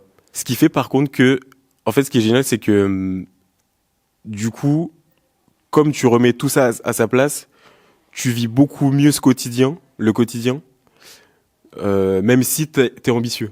Dans le sens où, tu vois, je suis au tout début de ma carrière et je sais que j'ai envie d'aller très très haut, mais mon quotidien est déjà génial et faut en profiter, Ouais. tu vois. Mais ce que je trouve bien aussi, c'est que tu véhicules pas une image de Gourou. motivé, de gourou, oui, mais de motivé par l'argent en l'occurrence, parce qu'on parlait de l'argent, tu vois. Genre en mode, t'as des projets qui vont bien plus loin que faire 1 million en un an, tu vois. Enfin, je te connais pas personnellement, mais j'imagine de ce qu'on discute. Non, mais c'est ça. Genre Et parce que c'est le cas, en fait. Je suis pas intéressé Ouais, foncièrement mais- par l'argent. C'est Ouais, un mais outil. c'est aussi bien que ouais. bien que on voit, parce que et aussi c'est des trucs qui marchent, qui pètent moins. Ouais, c'est vrai. Parce que c'est ça. En fait, un mec simple et un mec ou une meuf, quelqu'un, je veux dire, quelqu'un ou quelqu'une de simple et de bien, bah ça fait moins réagir parce que c'est plus Normal, banal, en fait. Ouais. Ouais, c'est ça. C'est plus. Après, je pense que les gens vont se rendre compte au bout d'un moment, Ouais, tu vois. ouais. J'ose espérer quand même. Ouais. J'ose espérer qu'au bout d'un moment, on va arrêter de dire bon. Franchement, trop fort Adèle Laurent, quoi, ou trop fort les mecs qui font 1 million en 2025, mec. Franchement, 1 million, c'est génial si ton projet va au-delà et que Ouais. c'est pas le but final. Mais en fait, c'est pour ça que je trouve ça. Et surtout que tu disais, ouais, comparer 1 million à une maison et tout. En fait, dis-nous comment tu fais 1 million. Ouais. Il dit, ouais, aujourd'hui exemple. j'ai eu des calls avec des clients, machin. Qu'est-ce que tu racontes? C'est quoi ta vie, mec? C'est quoi ta vie? Qu'est-ce que tu vends Sois concret, ouais. Pourquoi Sois tu concret. vends ça au monde? Enfin, tu vois. et tu dis jour 1 pour faire ça, mais mec, dis-nous, si jamais tu veux nous motiver, dis-nous vraiment ce que tu fais, comment on peut faire comme toi, quoi. Un mec qui dit je vais construire une maison et qui donne les étapes, bah tu vois, moi, le truc 3 House Renault, là, où ils suivent tout, c'est pour ça que ça marche aussi bien, c'est parce que, mec, le mec part de rien et quand même, il va faire tout lui-même et tout, et c'est tangible, c'est concret, tu vois. True Houses, pour oui, voilà. dire aux gens, c'est un compte Insta que les gens ont lancé parce qu'ils ont acheté 3 maisons et ils montrent l'évolution de la construction de 3 maisons. Ils rénovent tout eux-mêmes et tout. Ouais. C'est brillant, quoi. C'est trop stylé d'avoir des trucs aussi concrets. Mais par contre, on est parti bien loin. Ouais, mais c'est pas grave. En vrai, c'était intéressant, ça fait partie du truc. Drôle de soirée qui se fait, les premières éditions et tout. Comment est-ce qu'on passe de 50 places qui se remplissent toutes les 2 semaines à un théâtre de 500 places? Est-ce que c'est une envie de base de remplir des salles plus grosses plus tard? Dis-nous un peu. En vrai. Et surtout, comment est-ce que tu fais concrètement pour remplir les salles d'après? Parce que tu disais que c'était plus compliqué que la première édition. De remplir les salles de 50 places toutes les 2 semaines. Ouais, bien sûr. Alors en fait, remplir du coup 50 places toutes les 2 semaines, parce que du coup au bout d'un moment ce qui est une grosse cadence, hein. Ouais, quand même. Moi je me souviens, ça m'avait choqué, hein. Ah ouais, c'est vrai. Ouais. Parce que je fais des événements de tous les mois et je trouve que c'est un taf de fou, grave différent. Après moi c'est différent parce que c'est toujours un lieu différent, des gens et tout, un truc que tu dois peut-être à reconstruire à zéro. Oui, c'est mais je trouve ça moi ça reste quand même la même recette à chaque fois, qui est un peu modifiée, mais tu trouves les humoristes, quoi. Ouais, mais ça du coup c'est en vrai ça se fait. Les gens. Oui. En fait, pour moi, ça c'est c'est toute une histoire de comment tu communiques sur ton projet. Truc tout con, si jamais tu dis aux gens, j'ai un spectacle ce jour-là, et que tu dis juste, j'ai ça, mais tu communiques pas sur les dates d'après, les gens, ils disent, ok, c'est mon seul moyen actuellement de venir, c'est ce moment-là, donc je prends ma place. Si jamais tu dis, j'ai un spectacle lundi, mercredi, vendredi, et ce pendant 6 mois. Ouais. Les gens disent, bon, allez, vas-y, je viendrai dans 6 mois, je verrai plus tard. En fait, il faut créer l'urgence, pour moi. Créer l'urgence et faire en sorte que. Tu crées l'événement, en fait. Ouais, voilà. Événementialiser tout ce que tu fais. Ne pas banaliser un truc. Tu vois, même chez les humoristes, pour moi, il y a un truc de. Tu banalises le fait de remplir une salle, de. C'est pas banal, mec, ce que tu fais. Tous les soirs, ça fait 4 ans que tu travailles sur 1 heure de blagues et tu les mets en jeu devant des inconnus. C'est pas banal du tout ce que tu fais. C'est extraordinaire de faire un truc comme ça, genre d'avoir le courage de faire ça, c'est fou. Et donc, pour moi, faut davantage événementialiser, tu vois. Donc en fait, c'est pour ça j'annonçais date par date en disant bah voilà, là il y a des nouveaux artistes. À chaque fois, j'annonce pas les artistes parce que j'ai envie de surprendre les gens et tout. Donc et aussi c'est tout con, mais si jamais un artiste me plante, je peux le remplacer sans que ça crée de problème. Et aussi, je pense pas que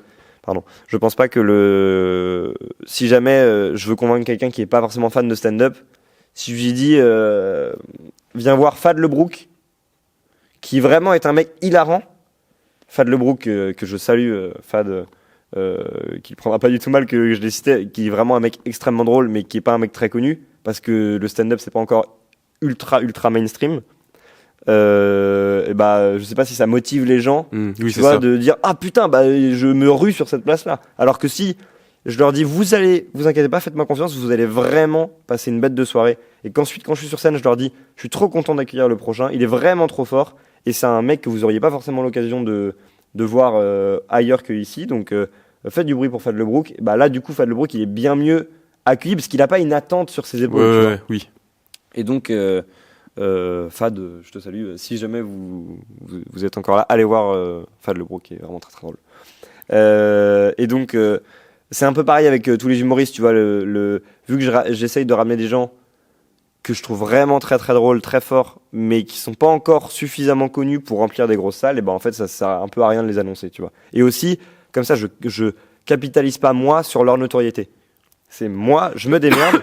Tu viens dans un lieu où je te dis que c'est complet. Mais c'est intelligent, ouais. Et du coup, j'utilise pas ta notoriété pour moi. C'est moi mon truc qui remplit et C'est si ça. tu veux venir tu viens et voilà. Et surtout toi, les gens, du coup, ils s'accrochent beaucoup plus à Drôle de soirée que, en gros, tu dépends beaucoup moins de la programmation. Ouais, exactement. Exactement. Ça Ça, change. c'est vraiment, ça, je suis trop content de ça. C'est que demain, il y a Gad Elmaleh où il y a un mec très drôle mais pas connu qui vient. Ça ne change rien pour les gens. Moi, c'est un kiff absolument énorme d'avoir Gad Elmaleh, c'est un rêve. Et les gens qui seront là vont se dire, putain, il y avait quand même Gad Elmaleh, c'est stylé. Mais qu'il y ait Gad Elmaleh ou pas, je sais que les mecs que je ramène vont être vraiment très très drôles. Donc en fait, ça change rien, tu vois, techniquement pour les gens. Et Concrètement, comment est-ce que comment tu fais la com pour remplir une soirée? Alors concrètement, Tu utilises que Instagram? ouais, que Insta. Ok. Que Insta. Je mets sur mon compte et sur celui de Drôle de Soirée, mais j'ai plus de visibilité sur mon compte, à moi. Et donc, je dis concrètement, trop content, nouvelle Drôle de Soirée. Je fais toujours une story face cam. C'est sûrement de la superstition. Je pense que si je mets une photo maintenant, ça va aussi, mais je mets toujours une story face cam pour expliquer concrètement, voilà, que c'est une nouvelle programmation, qu'il y a des nouveaux gens et tout. Et avant, je me prenais grave la tête et tout. Et maintenant, je me prends la tête pour me dire, faut que je fasse une story que j'ai pas encore fait. Ok. Donc j'essaye de faire une mise en scène un tout petit peu différente et tout. Mais bon, voilà, tu vois, c'est assez minime. Et au bout d'un moment, en fait, Donc que maintenant, des stories, t'as des publications, t'as je mets jamais t'as de des publication reels, pour t'as annoncer. des- Ouais, Ok. je mets. En vrai, mon compte maintenant, il est agencé. Moi, je mets beaucoup de reels qui ont pas de rapport avec Drôle de Soirée pour générer quand même de l'engagement. Mais si tu vas sur mon compte, dans la grille de profil, tu vois que du Drôle de Soirée. Il y a que ça. Genre, tu ne peux pas le louper. Genre, tu ne peux pas Ok. louper mon truc. Genre, tu vas sur mon compte, tu sais que j'ai un comedy club direct dans les 10 Ok. secondes. Donc, T'optimises le profil quand même du coup. ouais, à mort. Et le trafic, tu le fais avec des reels qui ont rien à voir, mais Ouais. quand même dans le but de montrer que t'es drôle. Ouais, Ok. de montrer que, vas-y, mec, marrant, je fais pas mal de jeux avec mes potes et tout, genre, Ouais, j'avais vu ça. que, tu vois, tu viens sur mon compte, tu vas quand même rigoler parce que j'essaie quand même d'avoir des concepts un peu drôles, et que si tu veux vraiment rigoler très fort, tu viens à Drôle de Soirée, et là, vraiment, tu vas te péter vraiment tes Mais meilleurs il y a une barres. cohérence, tu vois, Ouais, genre un tu fais peu. pas de la cuisine. Enfin, Ah ouais. Oui. Bah, en vrai, je pourrais faire de la cuisine, mais moi, en étant drôle. en fait, fait, j'ai du mal à me dire que je vais faire un contenu qui va pas divertir des gens parce que je considère pas avoir une personnalité assez extravagante pour intéresser quelqu'un sans forcément amener de la rigolade, tu vois, ou sans forcément amener un truc qui va l'intéresser du style un jeu. Il se dit ah putain je vais pouvoir refaire ça avec mes potes et tout, donc il reste sur la vidéo, mais sinon, si je parle juste aux gens, j'imagine que les gens, ils ont pas spécialement envie de m'entendre parler, tu vois. Donc, en fait, ouais, j'essaie de mettre quand même une cohérence là-dedans. Ok. Et la question, c'était Et comment comment je est-ce suis qu'on- passé de 50 à 500. Ouais. En vrai, ça a toujours été l'ambition de faire un gros truc. Et donc, je lance le truc en novembre. Et à partir d'avril, donc 5 mois plus tard, je me dis, bon, pour les 1 an, il faut qu'on fasse un gros truc. Enfin, il faut que pour l'instant, j'étais un peu tout seul, mais voilà. Faut que je fasse un gros truc.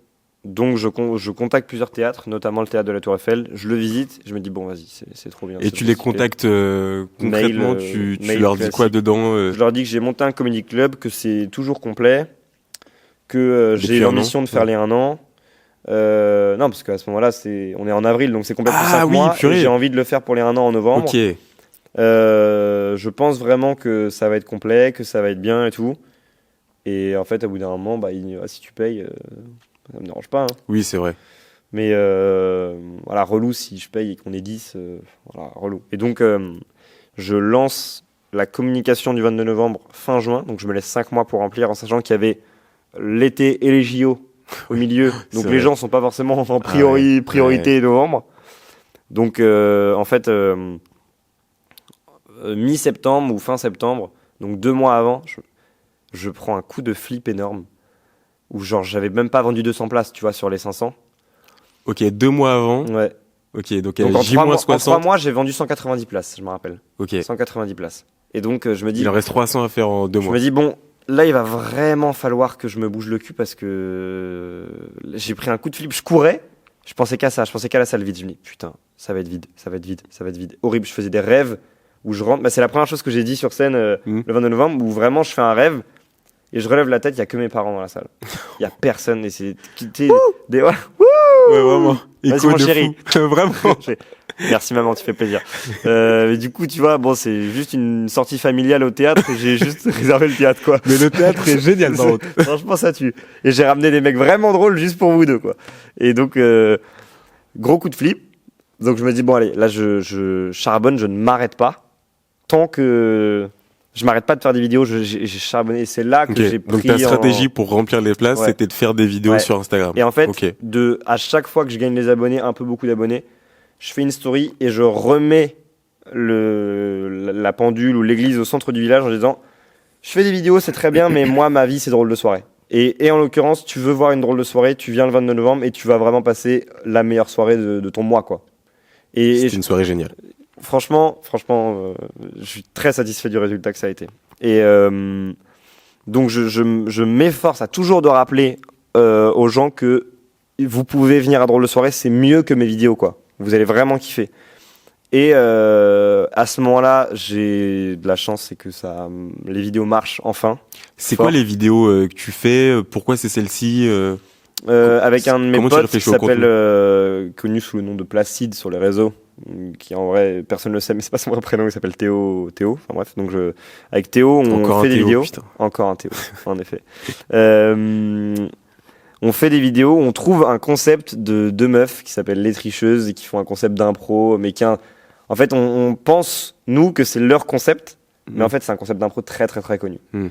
Et donc, on fait une vidéo, et genre, un soir, on prend un verre avec Théo, et on se dit, bon, ça te dit, on se fait une vidéo, parce qu'en vrai, nous deux, on stimulait quand même pas mal notre créativité, quoi. On disait, bon, viens, on se chauffe à faire des vidéos, etc., machin. Moi, j'avais le 22 novembre à vendre, lui, il voulait, lui, il fait des vidéos depuis longtemps et tout, donc voilà. Donc, on se dit, vas-y, si tu veux, on fait le concept, là, dont tu m'as parlé, on fait le change, machin, voilà, bon. On y va, on se dit, bon, allez, on en tourne 3-4 et on verra.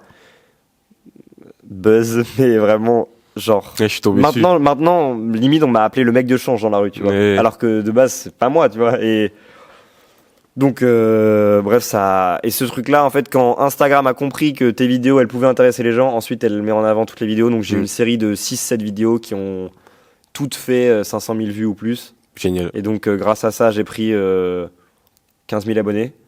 Et je me suis dit, putain, enfin ça marche un peu, quoi. Enfin. Et encore, j'ai pas fait un buzz de 100 000 abonnés. Hein. J'ai pris 15 000 abonnés, je me dis, enfin, quoi. C'est une base géniale pour. Je fais des vidéos. C'est déjà énorme, en vrai.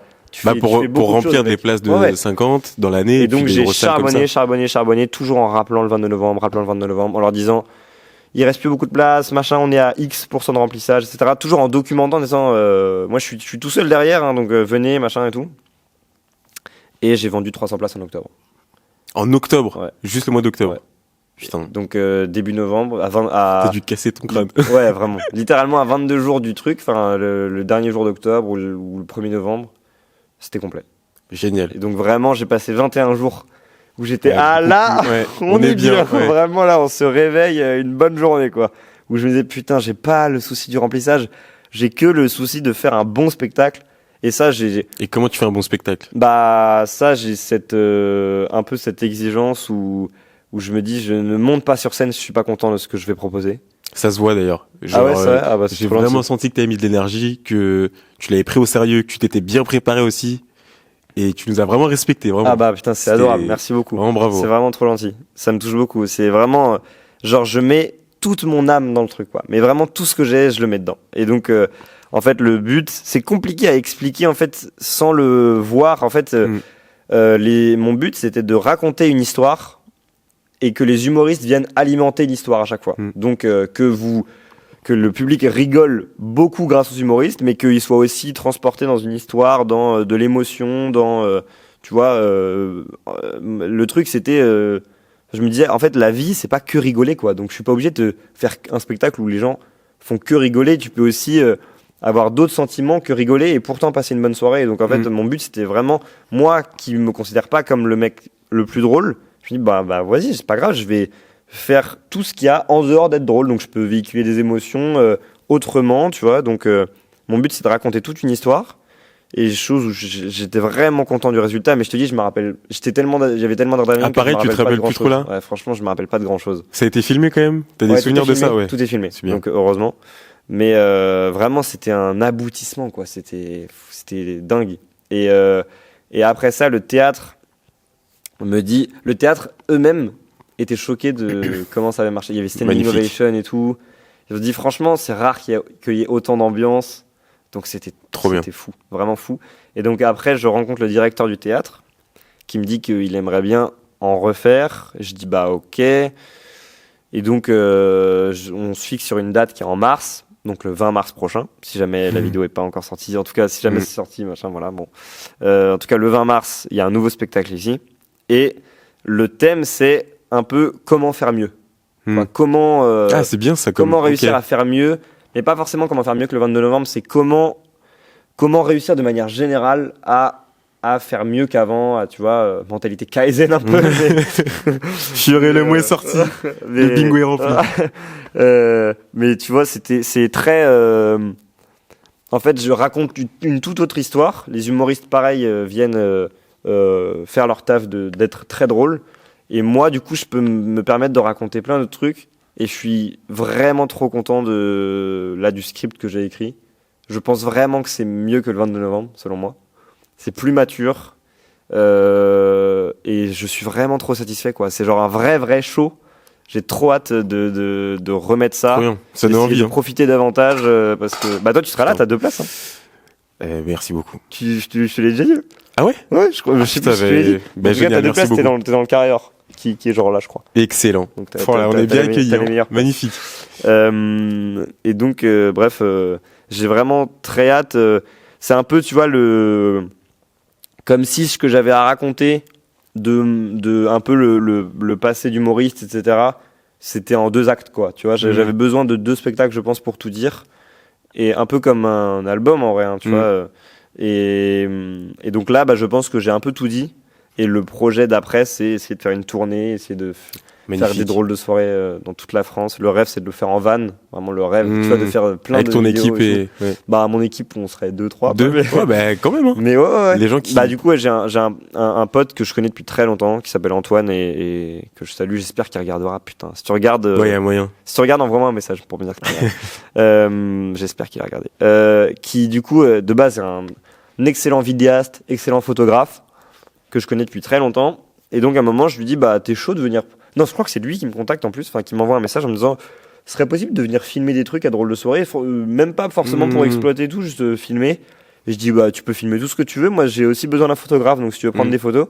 Et lui il a une patte photographique qui a grave bien marché avec la DA de Drôle de Soirée.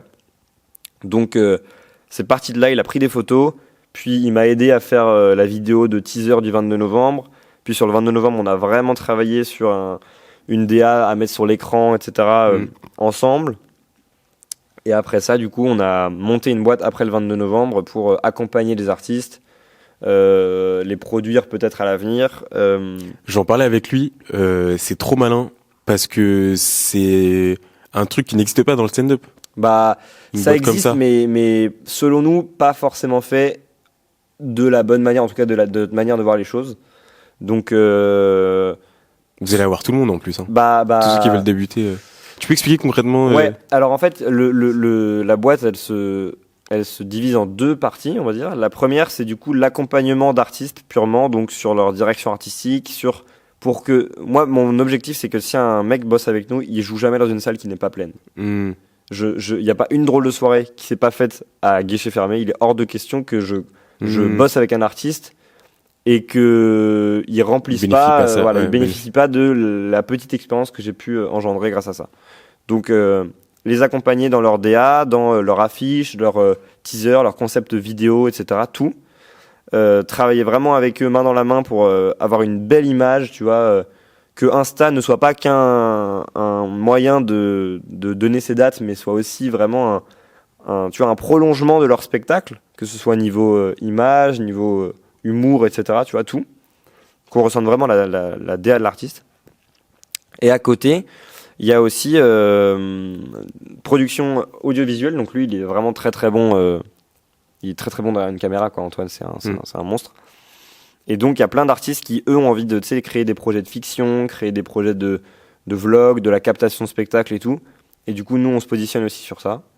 Donc, on les accompagne aussi là-dessus. On a pas mal de projets déjà qui sont en cours, donc c'est vraiment trop cool. C'est hyper stimulant. Et c'est en ça où je pense que j'arriverai un jour à me rémunérer. Enfin, pas un jour, c'est sûr que il est hors de question que je me rémunère pas. Il est hors de question que je m'arrête tant que je me suis pas rémunéré. Tu vois, alors que de base, c'était juste faire une soirée où je ramenais les humoristes. Et là, et mine de rien, aujourd'hui, j'espère en vivre, tu vois. Et donc, je compte bien en vivre. Et donc, en vrai, c'est pour ça que j'incite n'importe qui quoi, à se lancer un jour, parce que toi, qui est d'ailleurs un meilleur exemple que moi, tu vois, de vivre aujourd'hui de juste un truc que tu as voulu lancer un jour, c'est une prouesse, quoi. On ne se rend pas compte. Et des fois, je dis ça, ça aurait pu tellement pas marcher. Ah ouais. Je me dis, mais c'est un cas qui est possible en fait. Bah ouais, tu vois, mais dans les faits. En l'occurrence, t'es arrivé à un bon moment avec le bon contenu, et donc ça, tu vois, ça. Aussi, ouais. Ça a fait que toi, là où ce qui a le plus marché, c'est quand tu t'allais dans les appartements des étudiants, c'est ça? Non, bah il y a beaucoup qui me disent ça. En fait, je crois que je suis devenu un peu plus mainstream avec ça, mais j'étais très niche et j'avais beaucoup d'abonnés dans ma niche. Avant les appartements, j'avais 100 000 sur YouTube, sur Insta par exemple. Ok. Tu vois. Par contre, sur TikTok, ça a tout changé. Tu vois, j'avais 20 000 abonnés. Et sur cette très courte période de 3-4 semaines, j'ai fait x5 en abonnés. Je suis allé jusqu'à 100 000. Ah ouais, ok. Ouais. Mais tu vois, sur Insta, j'avais déjà ma commu, tu vois, de niche. Mais ça m'a fait passer des plafonds. Ok. En gros. Trop bien. Voilà. Pour terminer, est-ce que tu penses garder Drôle de soirée toute ta vie? Je pense pas. Honnêtement, je pense pas. Je pense que Drôle de soirée, je sais pas quand, mais à une date de péremption, à un moment, je pense. Mon rêve ultime, le rêve, parce que autant tout dire, le rêve, c'est de faire la dernière à l'Olympia. Ok. Que sur l'Olympia, il y a marqué la dernière Drôle de soirée ou Drôle de soirée. Okay. C'est vraiment le rêve. Et en vrai, je pense que c'est vraiment faisable. C'est juste que financièrement, ça coûte une blinde, quoi. L'Olympia, c'est 25 000 € la salle vide. Et après, tu payes, payes pour avoir les lettres rouges. Tu payes pour avoir les lettres rouges. Donc, tu payes la lettre. C'est une folie. C'est fou, quoi. Genre, je crois qu'il t'offre juste, si jamais c'est complet, il t'offre le complet. Donc, merci. Ah ouais, ça c'est. Là, tu régales, mon chef. De fou. Ouais, donc. Ils t'offrent la com qu'eux ils se font avec le complet. Allez, arrête. Donc, tu vois, c'est le rêve, et on verra bien si ça se fait un jour. J'aimerais, mais on verra. Et je pense que je ferai pas ça toute ma vie. Peut-être que Drôle de soirée bougera, ou tu vois. Genre ira dans une, enfin je sais pas, bougera dans une autre ville, ou on verra, mais je pense pas que Drôle de soirée tienne toute ma vie, parce que je pense qu'à terme j'aurai plus un rôle de tu vois, comme l'entreprise que j'ai montée, tu vois, peut-être un peu plus derrière, producteur ou directeur artistique, mais je me sens pas forcément d'animer les Drôles de soirée toute ma vie. Et je pense qu'aussi, c'est bien d'avoir un projet qui représente une période de ma vie et qui est une réussite, et de pas foirer le truc en mode, au bout d'un moment, bon bah, on n'arrive plus, les gens ils ont un peu la flemme de venir, peut-être qu'il faut arrêter, tu vois. Se dire, bon bah, j'ai fait tout ce que je voulais, comme Zen, tu vois. Zen, c'est l'exemple typique du projet parfait qui finit en apothéose, qui est un truc qui existait grâce à Internet, qui est une référence pour moi de projet réussi, même si en vrai je regardais pas toutes les émissions et tout. Bercy, évidemment, que tout le monde a suivi, et réussir à faire un truc aussi fort et s'arrêter et se dire, bah, au bout d'un moment, on sentait qu'il fallait qu'on arrête, mais on a quand même voulu faire une belle dernière. Bah, je pense que c'est le meilleur moyen de finir, tu vois. Je trouve que c'est une bien plus belle fin. Je préfère m'arrêter avant, mais bien, que de devoir un jour s'arrêter par dépit parce que ça marche plus, ou que je suis plus motivé, ou que j'ai plus envie de le faire, tu vois. C'est un peu triste comme soirée, comme fin, alors que c'est un projet qui a représenté tellement de choses dans ma vie. Même là, tu vois, si je fais le bilan, en vrai, c'est quand même fou. Déjà, j'ai vécu plus de trucs, je pense, en un an, professionnellement, etc. Émotionnellement, c'est quand même dingue, tu vois. Merci d'être passé. Merci à toi. Merci d'être passé chez nous. Merci à toi d'être passé presque chez moi. Ouais. Pas encore, mais. Et surtout, on prend le rendez-vous pour l'Olympia alors. Bah, j'espère. Avant l'Olympia. On prend le rendez-vous pour le 20. Bah, toi, je sais pas si ça sera passé, mais en tout cas, tu seras là. Mais épisode Épisode avant pour l'Olympia. Bah, dans la scène dans l'Olympia. Ouais. Putain, ça Faut me qu'on coûtait prenne ce cher rendez-vous. encore. Mais ouais, bah écoute, on croise les doigts. Il y aura Paul aussi, j'espère. Ouais. Il sera encore là. Bon, merci beaucoup en tout cas. Vraiment trop cool de discuter avec toi. Merci beaucoup. Je te souhaite le meilleur. Merci beaucoup. Toi aussi. Merci.